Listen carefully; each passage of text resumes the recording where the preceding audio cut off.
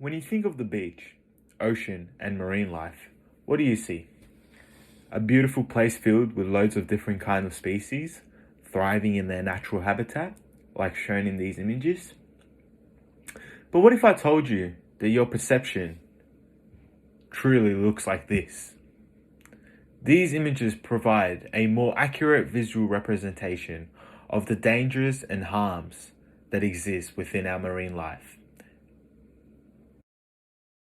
Marine debris is defined as any persistent, manufactured, or processed solid material discarded, disposed, or abandoned in the marine and coastal environment by the UN Environmental Programme 2009. Common items of marine debris include plastic bottles, crates, buckets, plastic materials, plastic microbeds, fishing nets, cigarette bunds, rope, lighting globes, food packaging, gloves, fishing gear, plastic bags. And as these images here below show, the negative and harmful alongside dangerous impacts they truly have on marine life. Researchers such as Kathleen McKenna are afraid and are claiming that our oceans will be outweighed by plastic by as soon as 2050, becoming impossible to get rid of at the exponential rate it's currently growing at. In a survey conducted by Slevin in 2012, a quarter of the respondents, making up 25%, openly admitted to littering at the beach.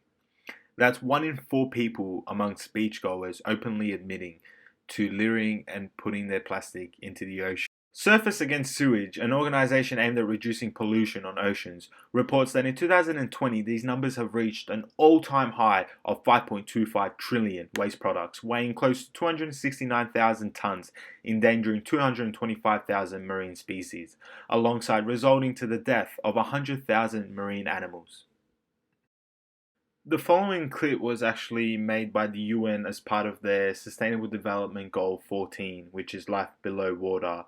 And the clip is a part of a documentary series that they released highlighting water pollution.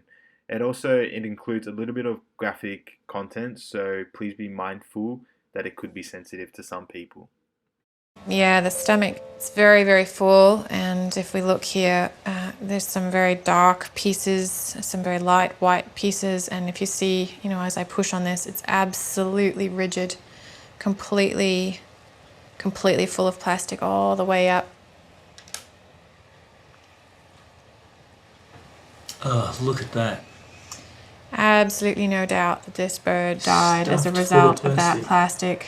That is literally a gut full of plastic. It's quite alarming, isn't it? Oh, that's awful. Range of plastic types and colours. We've got everything from the blues and the reds His to the stomach's just filled with it. Big pieces too. big sharp.